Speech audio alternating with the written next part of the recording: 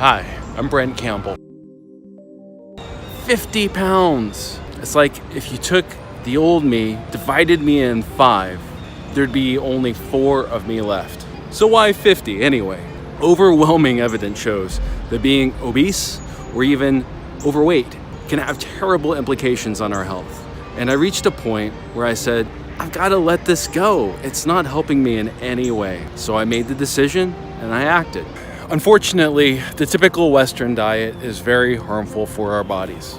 It causes us to get sick, feel like garbage, and put on dangerous amounts of weight, which causes heart disease, which, by the way, is the #1 killer of Americans. It also causes type 2 diabetes and dozens of other degenerative diseases that we don't need to suffer. While many of us would want to lose weight for vanity reasons alone, the benefits to this approach mean that you're adding years to your life and quality to those years. When I finally had the knowledge and understanding of how food affected my body, as well as how much when I eat matters, motivating myself to make the changes was relatively easy. Just knowing, for instance, that sugar is bad for me, as I've known my whole life, wasn't enough to compel me to cut sugar out of my diet completely. Learning and understanding what it does to my body made the choice dead simple, especially when I knew that I could eat plenty of other things that I liked and be healthier for it and feel better, look better, think better. In the end, I cut the unhealthy foods that I didn't value as much.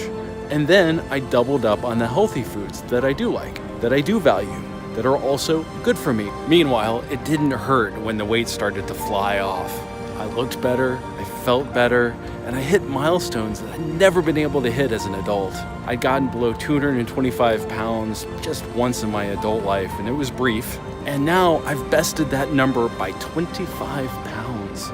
Over many thousands of years, our bodies evolved to expect food scarcity. We were hunters, we were gatherers. Over just the last 100 or so years, our way of life has changed dramatically. We have more food than we know what to do with, though much of the nutrition has been refined out of it, and our work increasingly involves a lot less manual effort and a whole lot more sitting. Our bodies haven't had a chance to catch up with the way that we live now. And so having 3 square or more meals a day simply isn't something our bodies are set up to process.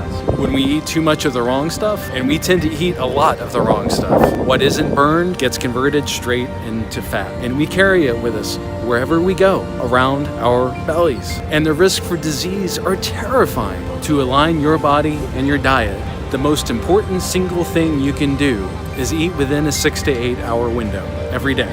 That's it.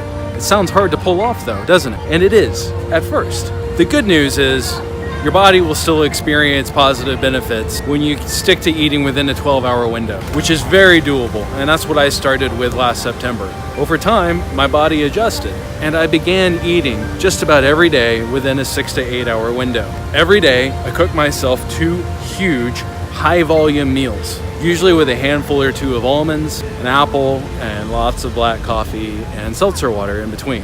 What fasting does so amazingly well is it gets your body to switch from burning carbs to burning fat for fuel. My goal in a typical day is to eat as many of the foods I've identified in the 19 foods to eat for optimum health, which is a PDF I've created, and I will put a link in the description below. I eat those foods and very little else, and I regularly stuff myself every day trying to do it.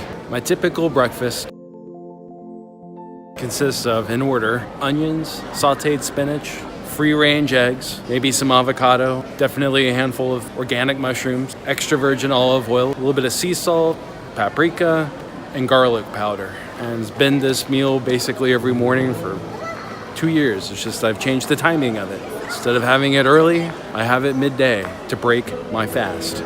My typical dinner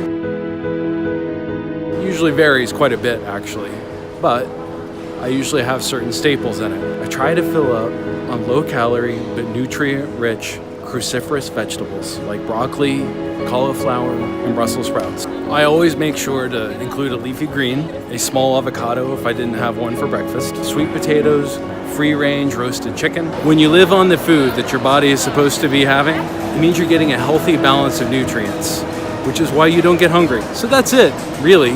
1, eat the right foods. I'll provide you the list in the link in the description below. And no doubt, I'll elaborate a ton on this later to help you to commit all of this to memory and to habit. 2, avoid the wrong foods, which I am also providing a link to in the description below. 3, eat in an 8-hour window. Start with 8 a.m. to 8 p.m. and then move toward noon to 8 p.m. Or even better, noon to 6 p.m. Do those 3 things consistently over time, and the weight will fly off of you. You'll feel and look better, and you'll probably live a few years longer too. I wish you well with your weight loss journey. Good luck.